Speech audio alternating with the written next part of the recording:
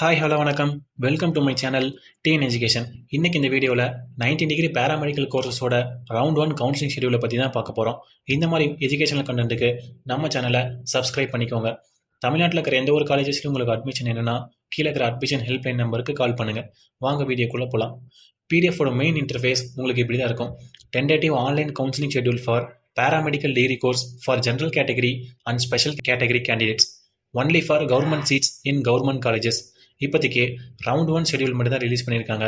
அதோட இம்பார்ட்டன்ட் டேட்ஸ்னு பார்த்தோம்னா registration or payment choice filling and லாக்கிங்க்கு 20 செப்டம்பர்லேருந்து 25 செப்டம்பர் வரைக்கும் டைம் கொடுத்துருக்காங்க. காலையில் 10 மணிலேருந்து 5 மணி வரைக்கும். ரிசல்ட் ஆஃப் ரவுண்ட் 1 27 செப்டம்பர் வருது. Download of provisional allotment order 28 September வருது. Reporting date and time 4th October 5 மணிக்குள்ளே பண்ணணும். உங்களுக்கு எந்த காலேஜ் கிடைச்சிருக்கோ அந்த காலேஜில் நீங்கள் 4ஆம் தேதிக்கு முன்னாடி போய் ரிப்போர்ட் பண்ணணும். ரேங்க்னு பார்த்தோம்னா 1லேருந்து 19,466 வரைக்கும். கட் ஆஃப் ரேஞ்ச் எவ்வளோன்னு பார்த்தோம்னா 200லேருந்து 160 வரைக்கும். இந்த நோட்டிஃபிகேஷன் யார் யாருக்குன்னா ஆல் எலிஜிபிள் பிடபிள்யூடி candidates and eligible children of ex serviceman candidates from general rank 1லேருந்து 19,466 வரைக்கும். தென் ஜென்ரல் இன்ஸ்ட்ரக்ஷனை பார்ப்போம். ஆன்லைன் கவுன்சிலிங்கில் கலந்துக்கிறவங்க அந்த ப்ராசஸிங் ஃபீயான 250 ரூபாயை debit card, credit card or net banking மூலமாக நீங்கள் கட்டணும். நீங்கள் காலேஜஸை சாய்ஸ் ஃபில்லிங்கில் கொடுக்கும்போது ரொம்ப கவனமாக இருக்கணும். காலேஜ் கிடைச்சதுக்கப்புறம் அந்த காலேஜ் எனக்கு பிடிக்கலன்னா திருப்பி நம்மளால் மாற்ற முடியாது.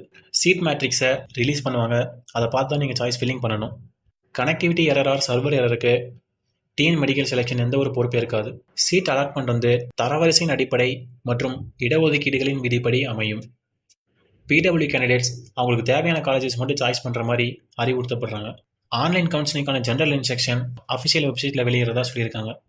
சாய்ஸ் ஃபில்லிங்கில் ஒன் டைம் நீங்கள் சாய்ஸ் ஃபில்லிங் பண்ணிவிட்டு சாய்ஸ் லாக் பண்ணிட்டீங்கன்னா திரும்ப அதை நம்மளால் எடிட் பண்ண முடியாது. ஸோ கவனமாக பண்ணுங்கள்.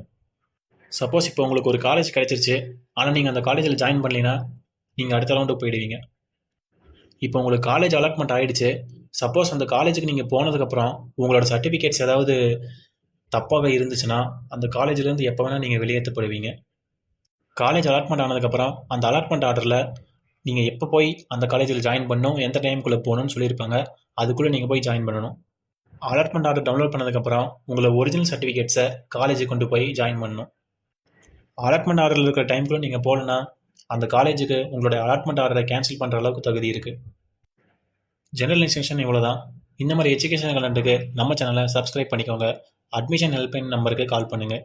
இன்கேஸ் உங்களுக்கு பேராமெடிக்கலில் அட்மிஷன் வேணும்னா.